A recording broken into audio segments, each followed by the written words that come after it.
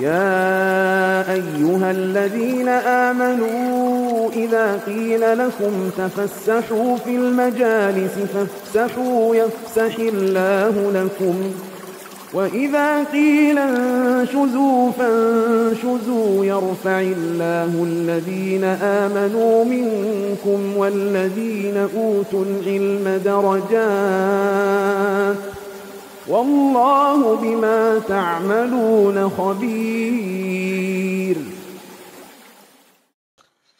السلام عليكم ورحمة الله وبركاته. Alhamdulillah wassalatu wassalamu ala rasulillah wa ala alihi wa ashabihi wa man tabi'a hudahu ila yaumil qiyamah. Ashhadu an la ilaha illallah wahdahu la sharika lah wa ashhadu anna Muhammadan abduhu wa rasuluhu la nabiyya ba'dah. Qala Allah ta'ala fi kitabihil karim, ya ayyuhalladzina amanu taqullaha haqqa tuqatihi wa la tamutunna illa wa antum muslimun. Wa qala ya ayyuhan nasu taqu rabbakumul ladzi khalaqakum min nafsin wahidah wa khalaqa minha zawjaha wa batha minhuma rijalan katsiran wa nisaa'a wattaqullaha alladzi tasaaluna bihi wal arham innallaha kana 'alaikum raqiba. وقال يا أيها الذين آمنوا اتقوا الله وقولوا قولا سديدا يصلح لكم أعمالكم ويغفر لكم ذنوبكم ومن يطع الله ورسوله فقد فاز فوزا عظيما. أما بعد فإن خير الكلام كلام الله وخير الهدي هدي محمد صلى الله عليه وسلم وشر الأمور محدثاتها وكل محدثة بدعة وكل بدعة ضلالة وكل ضلالة في النار. Para hadirin kaum muslimin wal muslimat, jamaah Masjid Al-Istiqomah yang semoga dirahmati Allah. Alhamdulillah, segala pujian hanya milik Allah Tabaraka wa Ta'ala atas nikmat, rahmat, hidayah dan juga taufiknya. Pada kesempatan berbahagia dan bergembira pada sore hari ini, pada malam hari ini kita semua dalam keadaan sehat walafiat, dalam keadaan kita berkesempatan dan juga memiliki waktu luang, senantiasa kita menegakkan kewajiban dan menjauhi larangan. Itu mengapa kita layak untuk bergembira atas kebaikan tersebut. Sebab hakikat kegembiraan bukan ketika dia bergembira akan dunianya. Hakikat sebuah kegembiraan ketika dia dimudahkan oleh Allah Subhanahu wa Ta'ala menjalankan ketaatan. Disitulah dia bergembira. Terlebih ketika dia menghadap Allah Subhanahu wa Ta'ala, dia melihat membawa pahalanya. Disitulah hakikat sebuah kegembiraan. Bukan gembira terhadap dunia. Yang mana banyak kita saksikan orang yang kemudian lalai ketika dia bergembira akan dunianya. Lalai dia.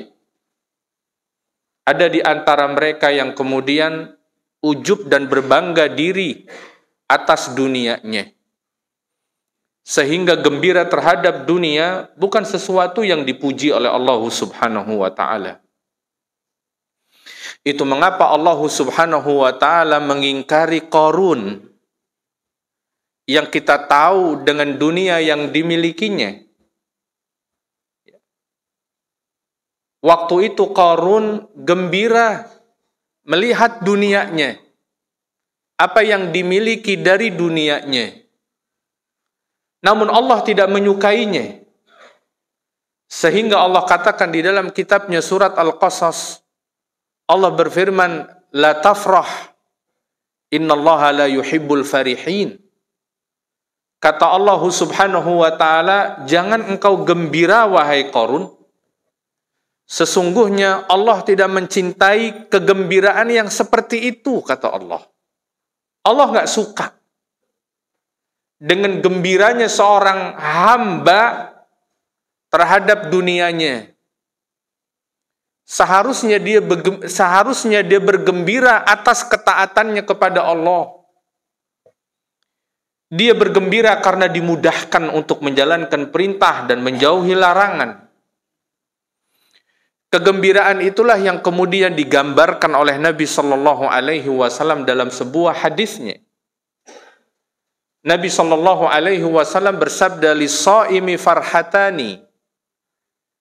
Bagi orang yang menjalankan puasa, apakah itu wajib atau sunnah, dia layak bergembira, kata Nabi. Dia layak mendapat dua kegembiraan. Gembira saat dia dibolehkan kembali makan yang mana sebelumnya dilarang. Dia gembira. Dia bergembira ketika dia bisa menjalankan ibadah saumnya kurang lebih 12 jam. Sebab ada di antara manusia yang sama-sama berpuasa dengan kita, tapi Allah persulit puasanya. Bahkan tidak sedikit mereka yang membatalkan puasanya di hari pertama, Pak. Dengan berbagai macam bentuk alasannya, setengah matilah, aktivitas tinggi, padahal orang yang beraktivitas sepertinya banyak. Tapi lihat bagaimana Allah mempermudah sebagian manusia menjalankan kewajiban dan Allah mempersulit sebagiannya lagi. Ketika dia mampu melaksanakan ibadah puasanya kurang lebih 12 jam, dia pun bergembira karena dia dimudahkan untuk melaksanakannya. Tapi di saat yang sama ada yang orang kesulitan. Bergembira ketika dia bisa menunaikan salat maghrib berjamaah di masjid bersama kaum muslimin. Di saat banyak sebagian manusia yang mungkin jarak rumah dengan Masjid Al-Istiqomah jauh lebih dekat daripada jarak rumah sebagian orang dari masjid. Itu Allah persulit, Pak. Berat rasanya untuk melangkahkan kedua kakinya. Dia merasa sholat di rumahnya sudahlah cukup, mencukupi dirinya. Sholat di rumah, meski mendapat satu kebaikan, dia mencukupi dirinya.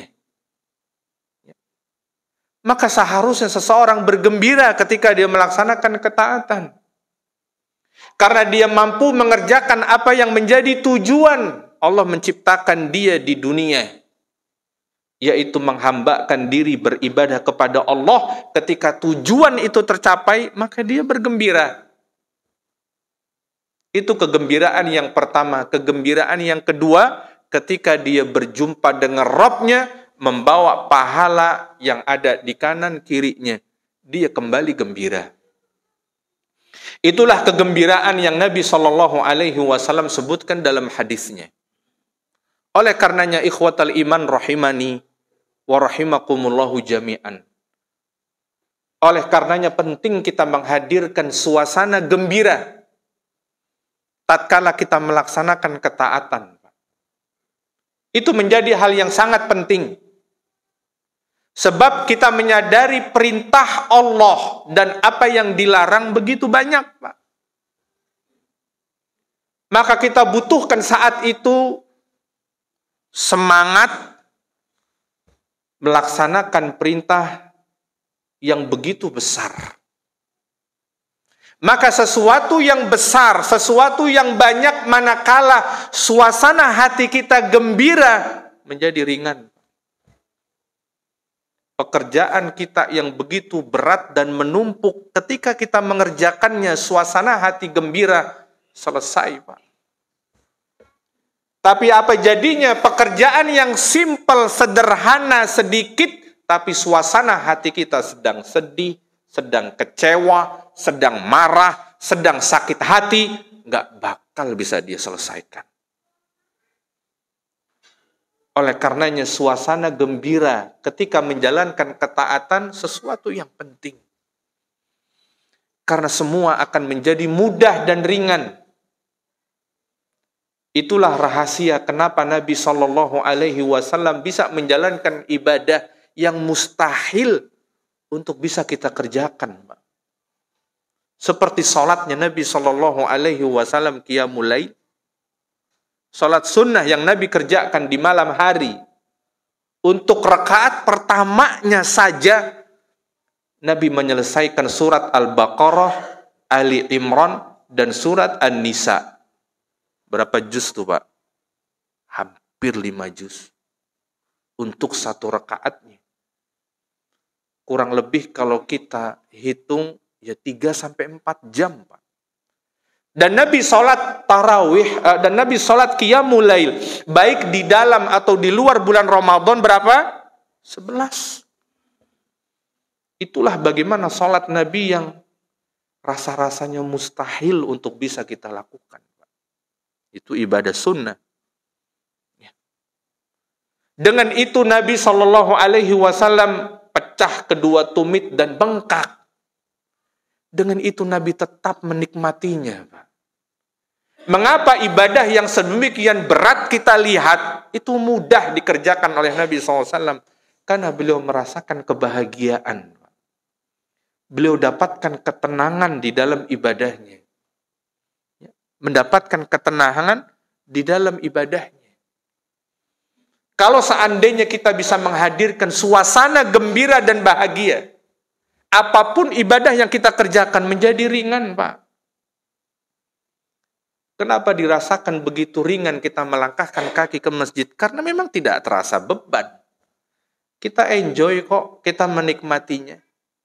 Meskipun sebagian orang menganggap barangkali Masya Allah ya si fulan kok bisa konsisten. Sholat 5 waktunya di masjid sedangkan saya berat. Betapa beratnya yang dilaksanakan. Enggak berat. Karena kita menikmatinya. Karena sudah menjadi habit kebiasaannya. Maka kemudian menjadi ringan. Begitu pula untuk amalan-amalan yang lainnya. Manakala kita mampu menikmatinya dan menghadirkan kegembiraan dalam hati, melaksanakannya, tidak terasa bosan, Pak.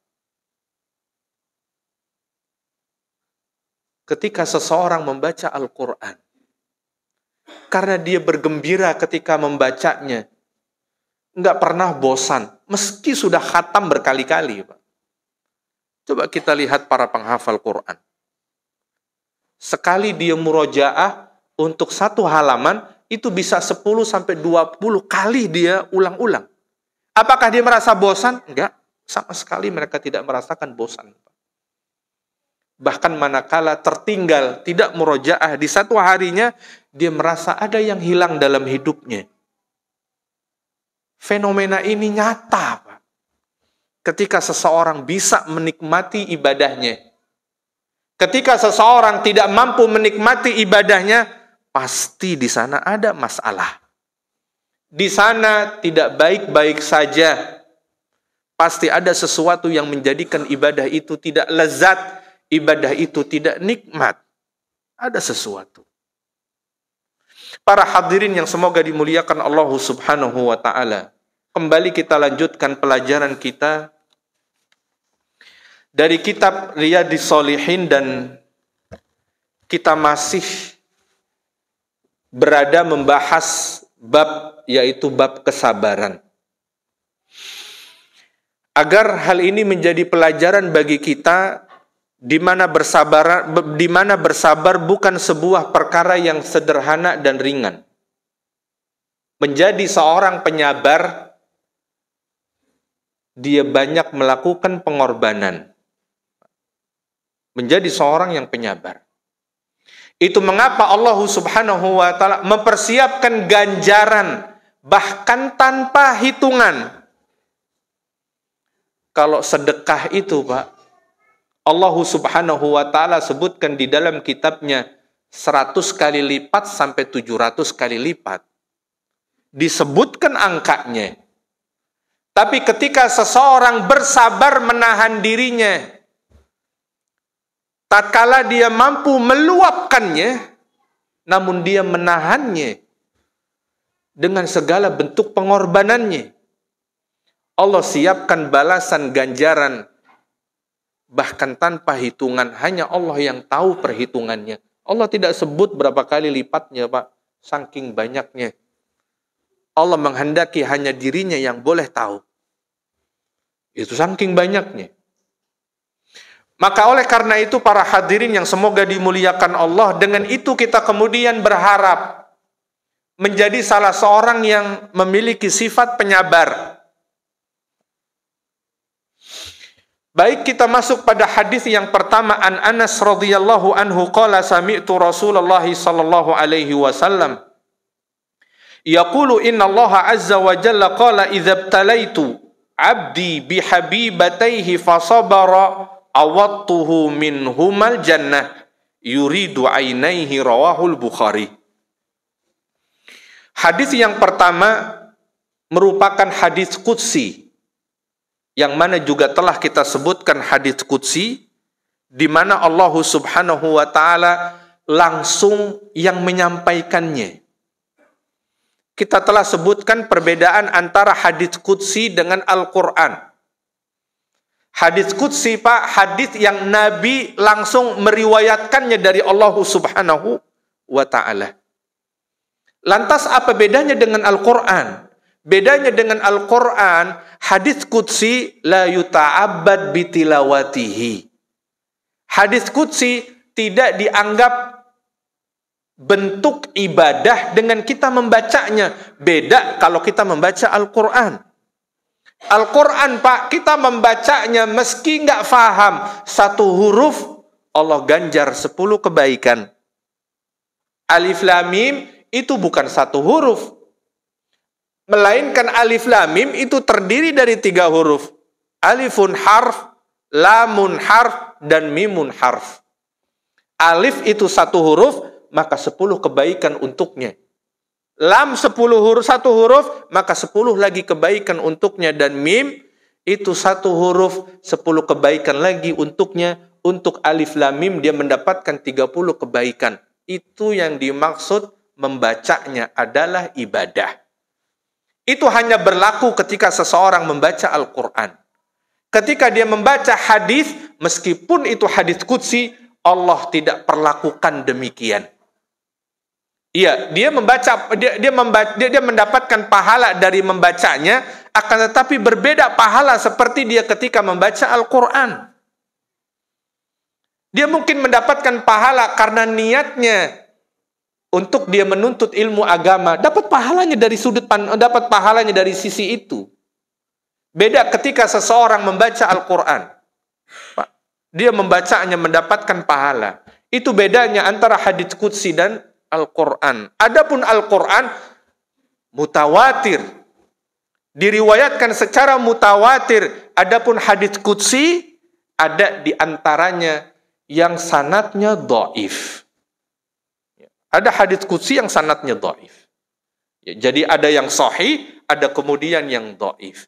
Hadits qudsi cukup banyak, ada sekitar 100-an disebutkan oleh para ulama yang berhasil ditulis dihimpun oleh para ulama.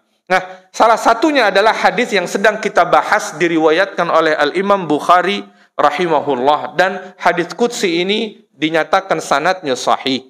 Allah Ta'ala berfirman, Innallaha azza wa jalla qala, idza ibtalaitu 'abdi bihabibatayhi fasabara. Apabila aku, kata Allah, menguji, mencoba hambaku dengan kedua matanya. Diuji dengan kedua matanya, Pak. Apakah dia dilahirkan dalam keadaan diuji oleh Allah buta kedua matanya, atau dia diuji oleh Allah yang sebelumnya melihat kemudian buta kedua matanya, dengan berbagai macam sebab. Kata Allah Subhanahu wa ta'ala, apabila aku menguji hambaku, kedua matanya diuji oleh Allah, nggak melihat. Kata Allah Subhanahu wa ta'ala, fasabaro. Kuncinya, Pak, disabar. Sebab orang yang Allah uji dengan kebutaan kedua mata bukan hanya orang yang beriman saja. Ujian hilang penglihatan dialami oleh banyak orang, beriman atau tidak beriman. Oleh karenanya, kuncinya adalah bukan pada ujiannya, bukan pada hilang penglihatannya, ujiannya bukan di situ. Tapi ujiannya dia bersabar atau enggak? Karena faktanya yang Allah uji dengan hilang penglihatannya bukan hanya orang Islam. Orang kafir banyak yang mereka kehilangan penglihatannya. Ya, apakah dilahirkan dalam keadaan buta atau kemudian yang sebelumnya lihat kemudian dia buta? Maka kuncinya dari sebuah ujian, dia bersabar atau tidak. Itu kuncinya di situ. Apapun bentuk ujiannya. Karena yang namanya ujian musibah menimpa siapa saja. Ujian musibah itu menimpa siapa saja. Maka Allah Subhanahu wa ta'ala melihat, yang dilihat adalah bagaimana reaksinya. Bagaimana reaksinya. Disitulah kemudian antara yang mukmin dan tidak beriman dibedakan, dipisahkan. Reaksinya terhadap ujian itu seperti apa? Ya. Kemudian Allah Subhanahu wa ta'ala mengatakan, barang siapa yang aku uji dengan kedua matanya yang tidak kembali melihat, maka kemudian bersabar, maka aku akan mengganti keduanya itu dengan surga, kata Allah Subhanahu wa ta'ala. Aku akan menggantinya, akan mengganti keduanya itu dengan surga. Para hadirin kaum muslimin wal muslimat rahimani wa rahimakumullahu jami'an. Pertanyaannya adalah, mengapa Allah Subhanahu wa ta'ala menyebutkan ujian hilang dua penglihatan? Kenapa Allah tidak menyebutkan ujian orang yang buntung kedua tangannya, atau buntung kedua kakinya, atau mungkin putus telinganya, tapi Allah menyebutkan orang yang diuji matanya, padahal anggota tubuh bukan hanya mata saja. Apa rahasia Allah menyebutkan secara spesifik ujian kebutaan? Dijelaskan oleh para ulama, memang orang yang diuji dengan hilang penglihatannya jauh lebih berat, Pak, ketimbang orang yang buntung salah satu atau kedua tangannya. Nikmat melihat itu sangat besar, Pak. Kita bisa rasakan betapa besarnya kita bisa melihat ketika lampu padam, Pak, di rumah. Lampu padam gelap gulita, pas lilin nggak punya, lampu emergensi juga nggak punya, dan juga malam itu bukan malam rembulan, gelap gulita. Dan dia rasakan betul betapa melihat itu nikmatnya begitu besar. Ketika dia tidak bisa melihat, itu hanya sebatas padam sementara loh, Pak. Kita rasakan begitu sulitnya. Ada sebagian yang kemudian mereka merasa panik. Ya, ketika gelap gulita seperti itu ada yang panik. Ada yang bahkan dia paranoid dengan kegelapan. Berbeda dengan ujian hilang salah satu dari anggota tubuhnya yang lain. Beda, Pak.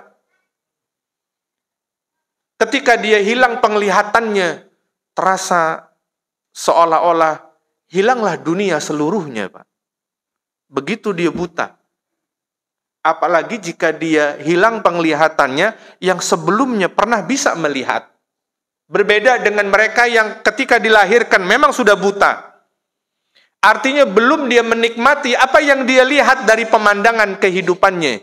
Tapi apa jadinya mereka yang merasakan kebutaan yang sebelumnya mereka merasakan nikmatnya melihat keindahan alam semesta, pemandangan. Dia bisa melihat anak-anaknya yang lucu, bisa melihat istrinya yang menarik baginya. Tiba-tiba kemudian Allah tarik penglihatannya. Kan terasa betul ujiannya, Pak. Sangat terasa ujiannya. Ketimbang dia kehilangan satu tangannya atau kehilangan salah satu dari kakinya, orang yang buta kedua matanya, dia merasakan ujian yang sangat berat. Ujian yang sangat berat. Oleh karenanya Allah menyebutkan di sini ujian mata. Allah tidak menyebutkan ujian ya kehilangan atau copot salah satu giginya, ya meskipun giginya copot agak sulit untuk makan, tapi dia masih bisa menikmati makanan. Ya, berbeda dengan mereka yang kehilangan penglihatan, seolah-olah dia kehilangan dunia dan isinya. Ya. Dia hanya melihat kegelapan. Itulah kemudian Allah katakan, jika dia bersabar, bisa mengendalikan dirinya, emosinya, dia tetap rela meskipun dia rasakan begitu berat ujiannya. Dia rela, Pak. Dia terima dengan keadaannya. Bahkan di situ dia berharap kepada Allah pahala kesabarannya. Nah, yang seperti ini hanya terjadi pada orang yang beriman. Selain mereka, ujian ini akan berdampak keburukan. Minimal kalau dia tidak frustasi, dia akan kecewa terhadap Allah Subhanahu wa Ta'ala yang menimpakan ujian padanya. Kalau dia nggak frustasi, seperti yang terjadi kepada kebanyakan orang-orang kafir, mereka frustasi. Bahkan tidak jarang mereka yang mengakhiri hidupnya karena penderitaan suatu penyakit yang berlarut-larut lamanya. Dia mengakhiri hidupnya banyak, Pak. Orang yang kemudian karena dia tidak memiliki keimanan, dia tidak tahu bahwa setiap ujian yang Allah timpakan kepada hambanya, salah satu dari bentuk cinta Allah kepada hambanya, Allah wujudkan dalam bentuk ujian. Berbeda rasa cinta kita kepada seseorang dengan cinta Allah kepada hambanya. Kalau kita mencintai seseorang, kita berikan apa yang diinginkan. Berbeda ketika Allah mencintai hambanya. Ketika Allah mencintai hambanya, Allah wujudkan dalam bentuk menguji hambanya. Beda. Itu cara Allah mengungkapkan rasa cintanya. Nabi SAW bersabda dalam hadisnya, Innallaha idza ahabba qauman ibtalahum. Kata Nabi SAW, Allah kalau mencintai seseorang, Allah akan mengujinya. Itu mengapa justru orang-orang yang paling berat ujiannya, orang-orang yang paling dicintai Allah dari kalangan Rasulnya, Pak. Ternyata para Rasul, para kekasih Allah, orang yang paling keras ujiannya. Bukan orang yang paling slow, Pak, ujiannya. Sebaliknya. Itulah bagaimana cara Allah mengungkapkan rasa cintanya, Pak. Kalau itu dia mampu hadirkan saat dia tertimpa musibah, saat dia diuji oleh Allah, dia akan bersabar. Apa alasan dia kemudian murka? Apa alasan dia frustasi? Apa alasan dia kemudian kecewa atas ujian? Kalau itu ternyata bentuk Allah mencintai hambanya, seperti itu memang. Dia gak punya alasan untuk kecewa. Dia gak punya alasan untuk frustasi. Karena ujian adalah bentuk Allah mencintai hambanya, Pak. Oleh karenanya apapun bentuk ujian, seseorang bersabar. Bukan sekedar dia mampu menahan lisannya dari ucapan yang menyebabkan Allah Subhanahu wa Ta'ala murka. Akan tetapi dia mampu mengendalikan hatinya, Pak. Dia rela atas ujian itu meskipun berat. Kehilangan pekerjaan, kehilangan keluarga, kehilangan harta benda, dia bersabar dan dia rela. Memang Allah sedang menguji dirinya. Itu yang hanya bisa dirasakan oleh seorang mukmin. Makanya Nabi SAW menyebutkan dalam hadisnya, kata Nabi SAW, ajaban li amril mu'min, amat mengagumkan orang-orang beriman. Kenapa? Karena mereka jika diuji oleh Allah dengan musibah, ya, kalau Allah mengujinya dengan sebuah musibah, dia mampu bersabar. Ya. Kata Nabi, walaisa dzalika li ahadin illa li mu'min. Dan itu tidak terjadi kecuali hanya pada orang yang beriman. Itu mengapa orang beriman, kata Nabi, sangat mengagumkan. Diberi kebahagiaan, dia bersyukur. Diberi kesedihan musibah, dia bersabar. Oleh karenanya, yang menjadi ukuran dalam sebuah musibah, bukan musibah itu sendiri, tapi bagaimana reaksi seseorang terhadap musibah. Karena reaksi seseorang terhadap musibah beragam. Adapun musibah relatif sama. Ya. Orang kehilangan harta, kehilangan keluarga, intinya musibah itu kan menyedihkan, Pak. Menjadikan hati kita sedih, menjadikan hati kita sempit. Itu kan inti dari sebuah musibah tuh. Sama yang dirasakan orang beriman dengan yang dirasakan kepada orang yang tidak beriman, sama, musibah tuh ya begitu. Tidak mengenakkan. Mengakibatkan kita sedih. Oleh karenanya Allah tidak menjadikan ukuran dengan sebuah musibah. Tapi yang Allah jadikan ukuran bagaimana reaksi seseorang terhadap musibah yang itu beragam. Antara satu dan yang lain beda-beda, Pak. Ada mereka yang mampu bersabar saat momen benturan pertama musibah. Ada mereka yang mampu bersabar tapi udah nggak ada gunanya karena beberapa bulan kemudian. Bersabar yang terjadi beberapa waktu kemudian itu nggak ada gunanya, Pak. Itu tidak dihitung oleh Allah. Karena kesabaran yang diinginkan itu ada pada benturan pertama. Kalau bersabar suatu saat kemudian atau suatu hari nanti, orang kafir yang begitu banyak, Pak. Mereka bersabar sebulan kemudian pasca musibah. Ada yang 2 bulan kemudian. Ada yang baru bisa bersabar setahun kemudian. Ada bahkan yang lebih daripada itu. Kalau itu orang kafir pun juga seperti itu. Apa bedanya dengan mukmin kalau begitu? Harus ada beda dengan seorang mukmin. Adapun mukmin, mereka bersabar pada benturan yang pertama. Kemudian hadis yang kedua, wa an Atha ibni Abi Rabah qala ibnu Abbas radhiyallahu anhuma ala urika imra'atan min ahli jannah. Hadis yang kedua, hadis diriwayatkan oleh seorang tabi'in yang bernama Atha ibnu Abi Rabah, seorang alim ulama yang dia berjumpa dengan lebih dari 200 sahabat Rasulullah sallallahu alaihi wasallam. Ulama yang bermukim di kota Makkah.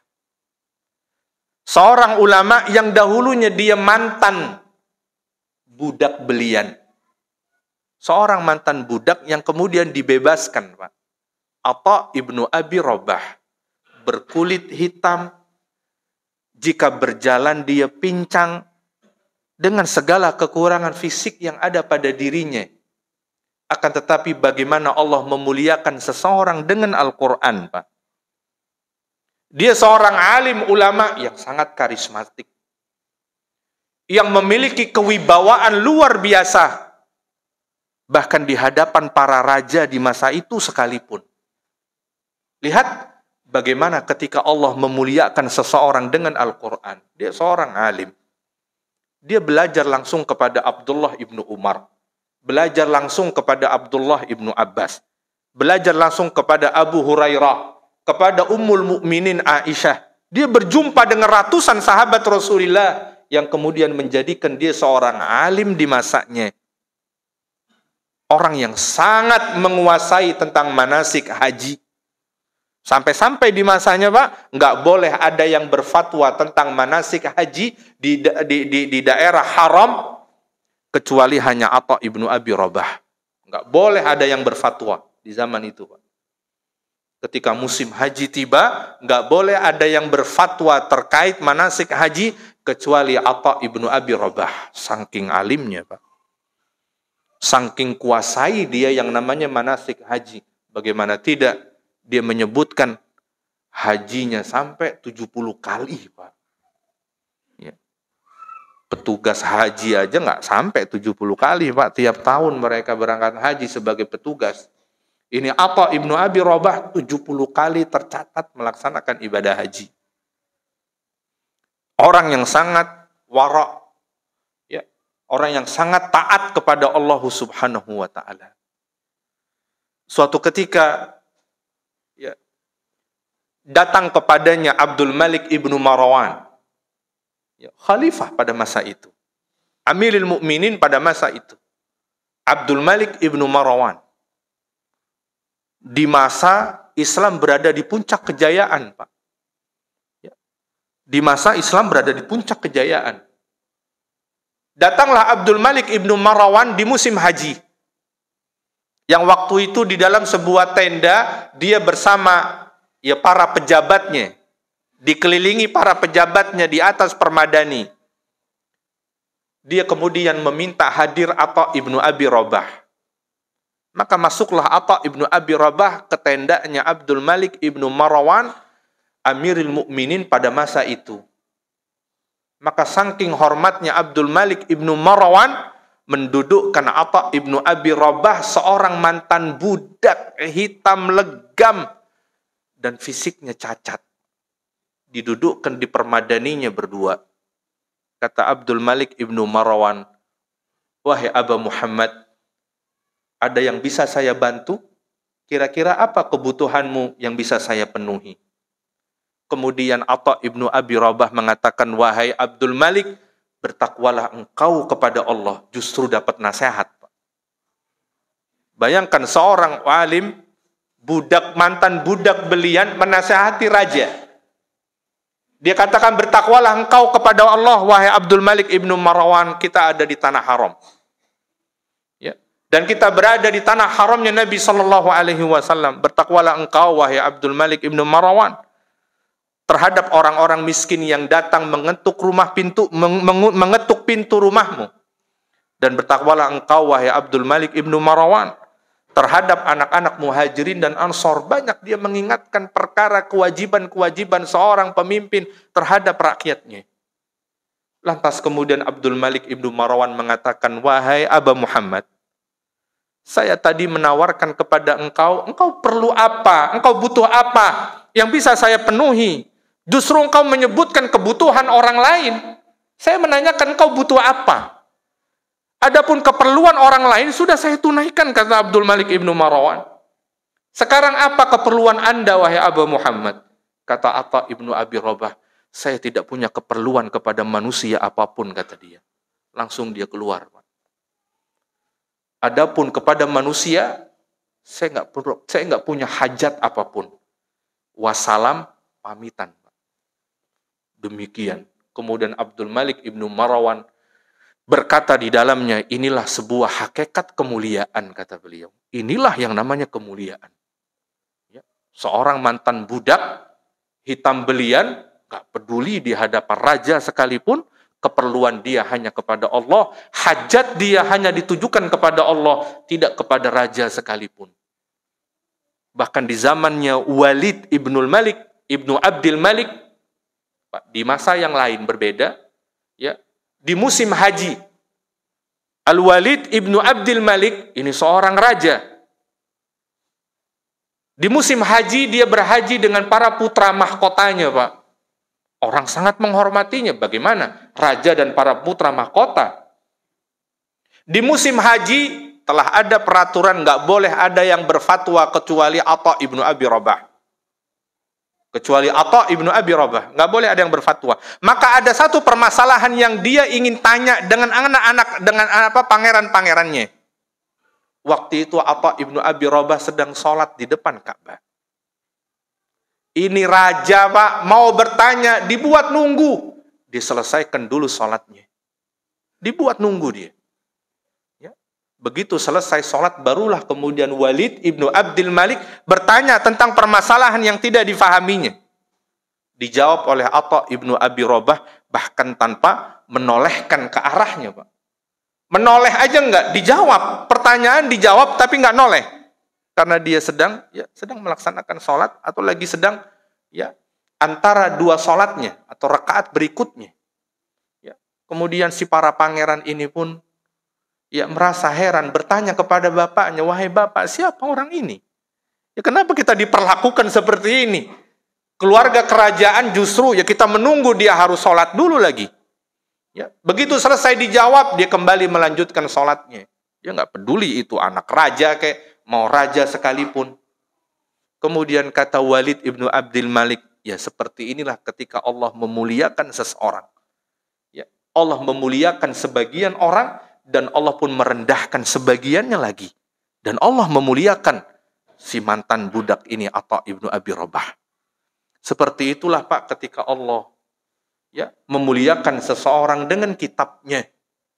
Karena dia mengilmui kitabullah dan sunnah Rasulullah, bagaimana Allah memuliakan dia di hadapan raja sekalipun. Sebagai contoh sebagai contoh Atha ibnu Abi Rabah. Hadis diriwayatkan oleh Atha ibnu Abi Rabah, qala li Ibnu Abbas. Atha pernah berkata kepadaku Abdullah ibnu Abbas. Atha ibnu Abi Rabah bercerita kepada orang lain, menceritakan bahwa Ibnu Abbas pernah mengatakan kepada dirinya, kata Ibnu Abbas, ala urika imra'atan min ahli jannah. Kata Abdullah ibnu Abbas, wahai Atha, kamu mau nggak aku beritahu seorang perempuan, dialah calon penduduk surga. Tentulah Atha penasaran. Kita lanjutkan nanti setelah azan. Alhamdulillahi wassalatu wassalamu ala rasulillahi amma ba'd. Kita lanjutkan hadis yang kedua. Atha ibnu Abi Rabah bercerita ketika dahulu Abdullah ibnu Abbas, sahabat Nabi yang mulia, berkata kepadanya. Kata Abdullah ibnu Abbas, ala urika imra'atan min ahli jannah.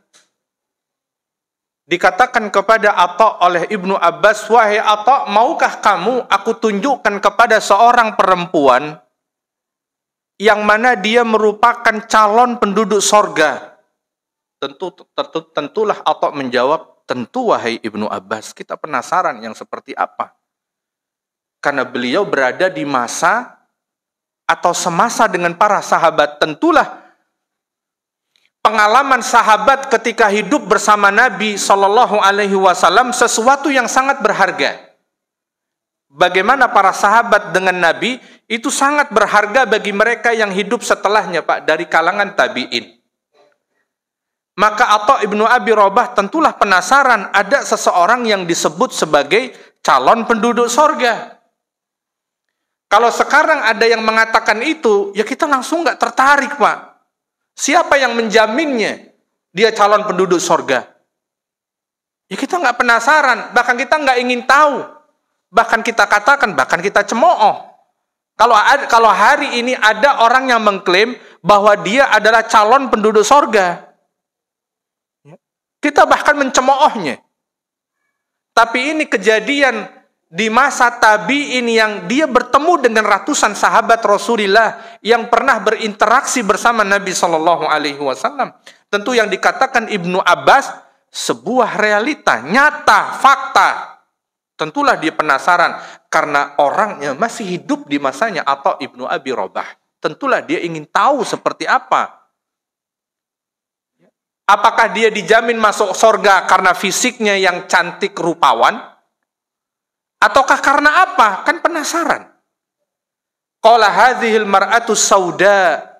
Kata Abdullah ibnu Abbas, perempuan inilah, kata Ibnu Abbas kepada Atha, yang dikatakan oleh Nabi calon penduduk surga. Begitu dilihat, Pak, Masya Allah, hitam legam. Secara fisik, orang underestimate, Pak. Secara fisik. Karena dia seorang wanita, udah tinggi, hitam legam. Ya, kalau kita nih, Pak, sawo matang.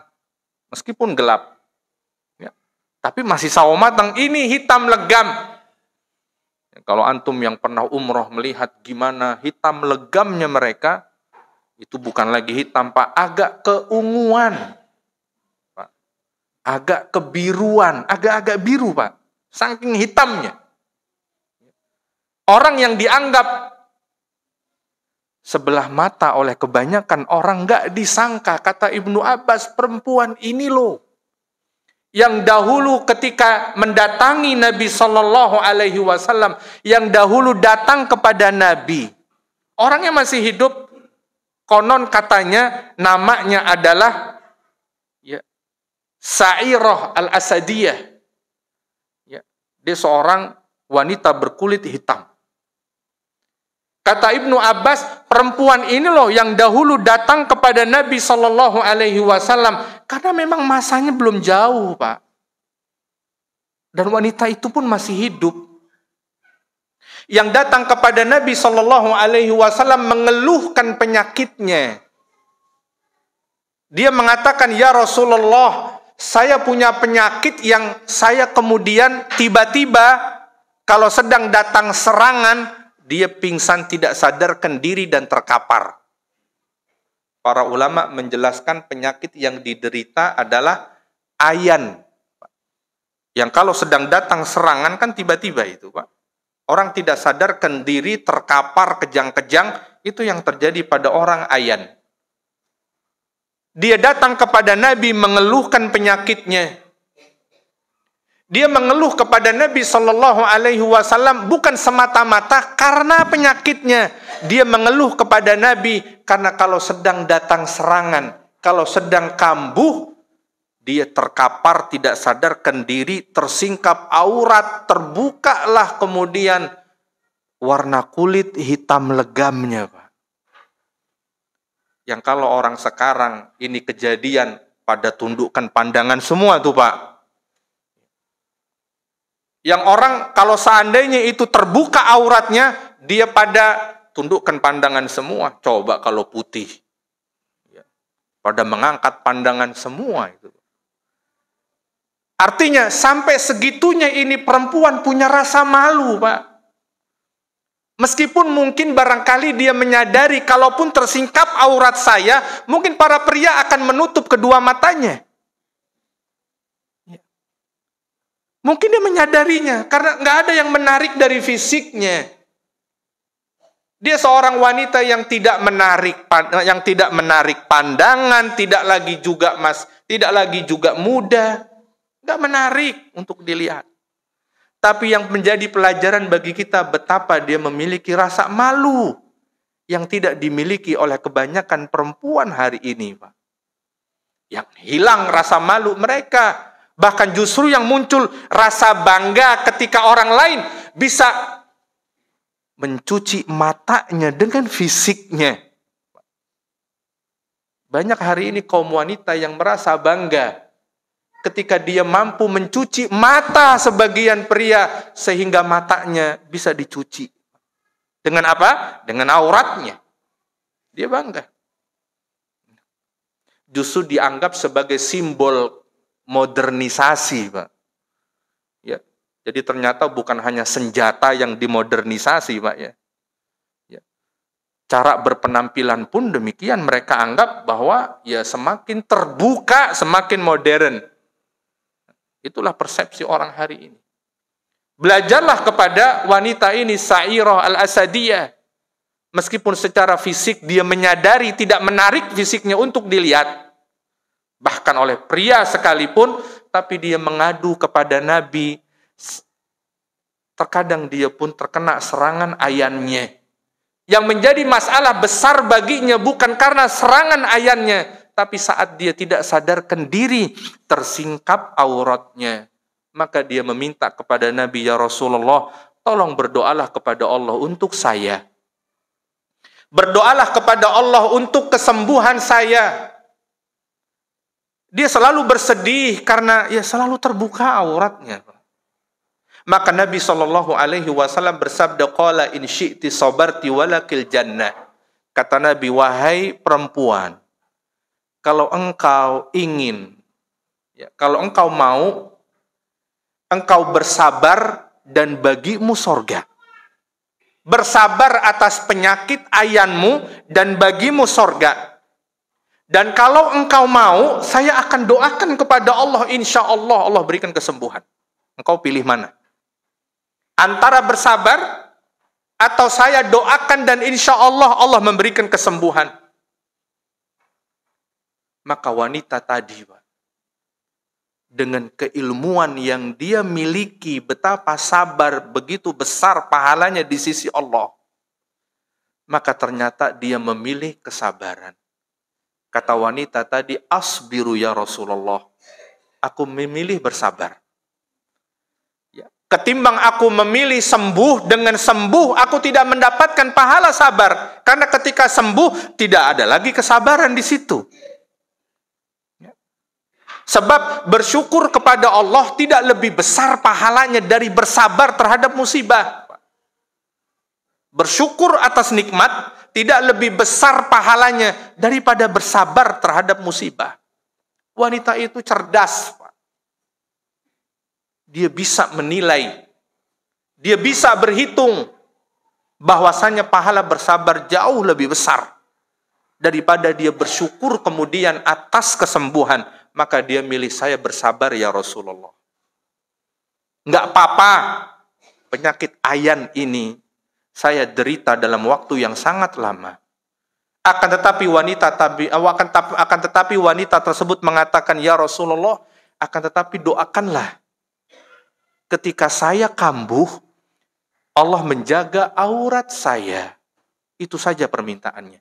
Saya enggak minta engkau doakan kesembuhan, tapi saya minta engkau doakan agar kalau saya kambuh, saya tidak terbuka auratnya. Maka Nabi doakan untuknya agar Allah menjaga auratnya. Hadis muttafaqun alaih. Ini sebuah gambaran nyata tentang nilai kesabaran, Pak. Yang mungkin hari ini kita belum optimal untuk menjadi seorang penyabar. Bahkan terkadang dengan sakit yang tidak terlalu berat, yang terkadang kita masih mengeluh atas penyakit tersebut. Dengan berbagai macam bentuk reaksinya. Ada yang dengan reaksi gerakan, ada yang sampai mengucapkan kalau dia nggak rela dengan sakitnya. Tapi ada yang tidak mengucapkan, tapi gerak tubuhnya menandakan kalau dia tidak bisa terima dan rela, tidak ridho dengan ujian sakitnya. Ada yang begitu, Pak. Dia memang nggak ngomong apa-apa, tapi bahasa tubuhnya menunjukkan kalau dia nggak ridho dengan sakit itu. Kenapa saya yang ditimpakan, bukan tetangga saya? Terkadang seperti itu seseorang.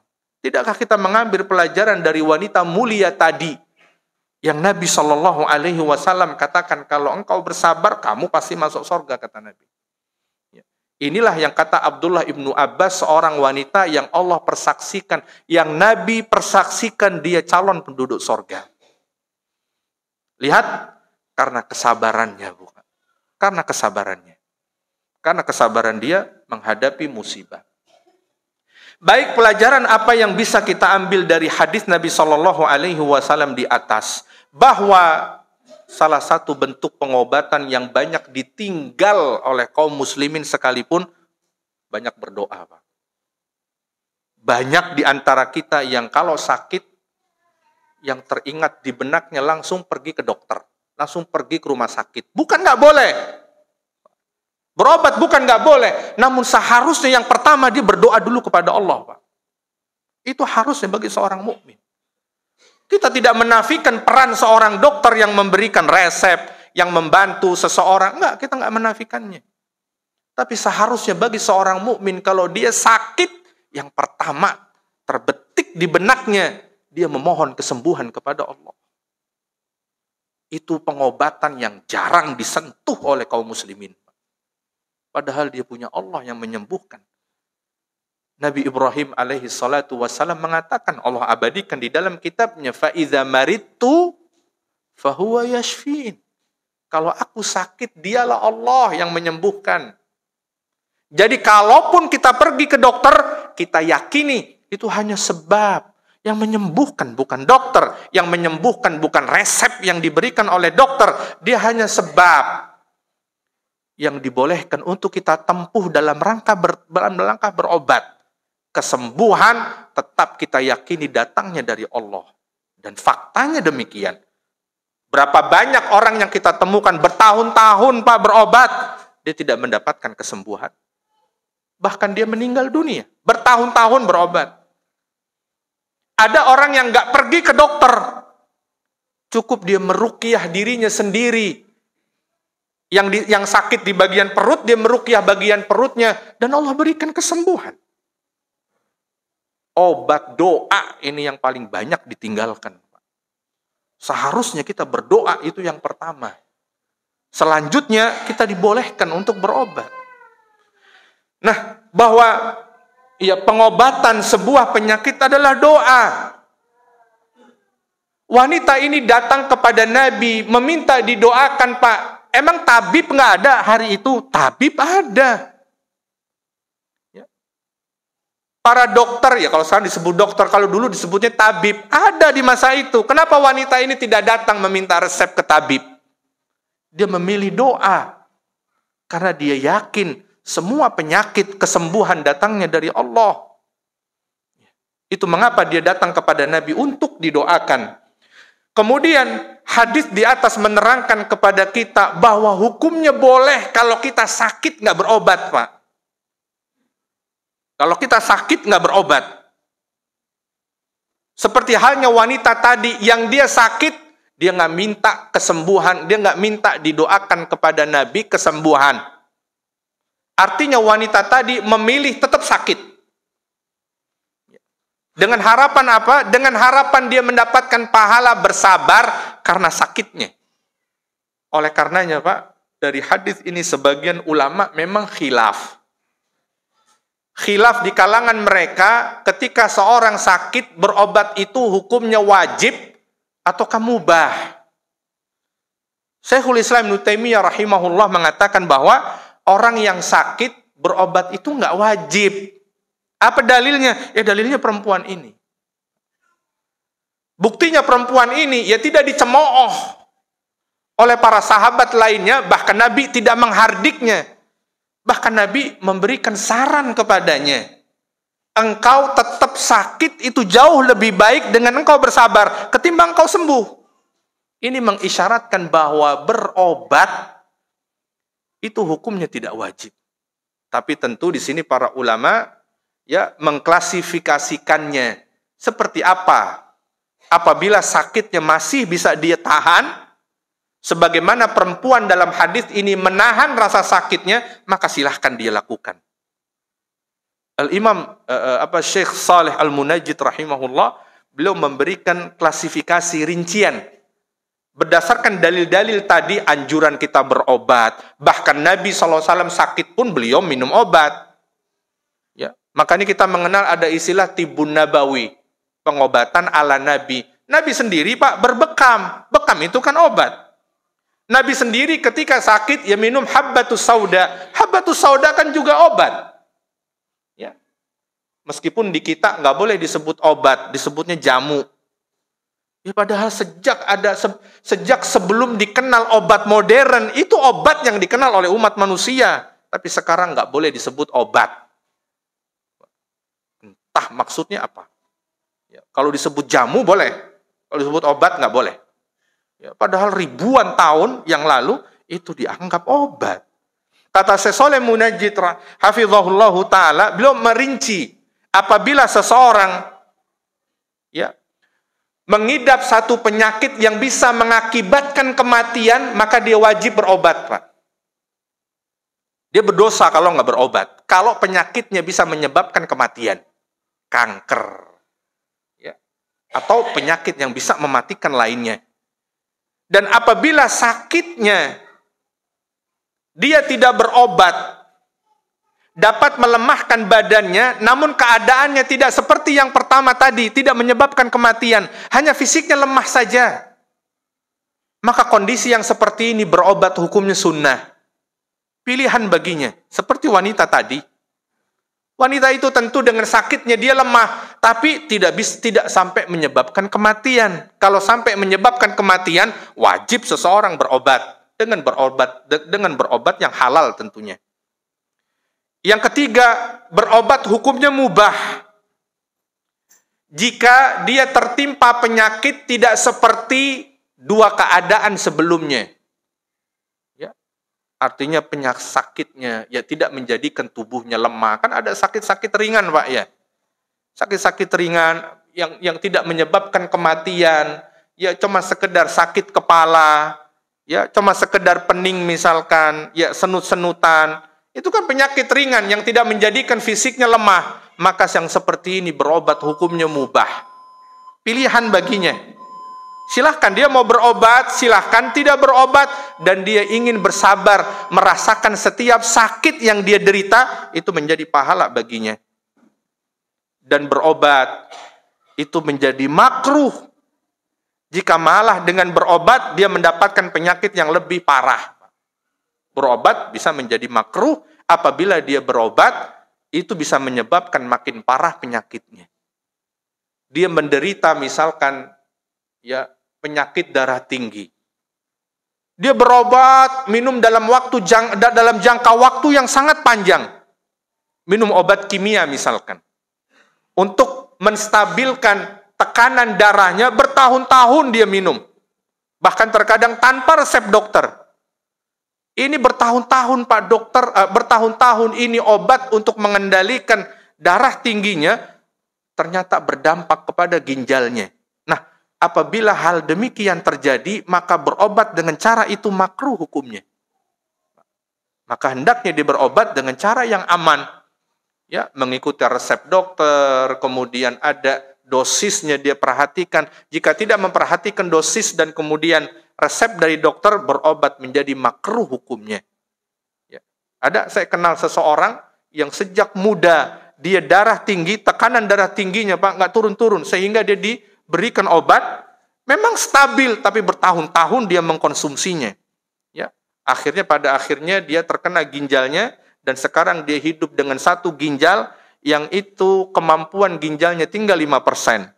Udah tinggal satu, kemudian kemampuannya hanya 5%. Masih muda, kurang dari 40 tahun. Ya, dan masih hidup sampai hari ini. Ya artinya berdampak buruk pada dirinya. Yaitu Allahu a'lamu bissawab yang bisa kita sampaikan, semoga bermanfaat. Sallallahu ala nabiyina Muhammadin wa ala alihi wa sahbihi wa barik wasallam. Ada pertanyaan? Atau kita cukupkan?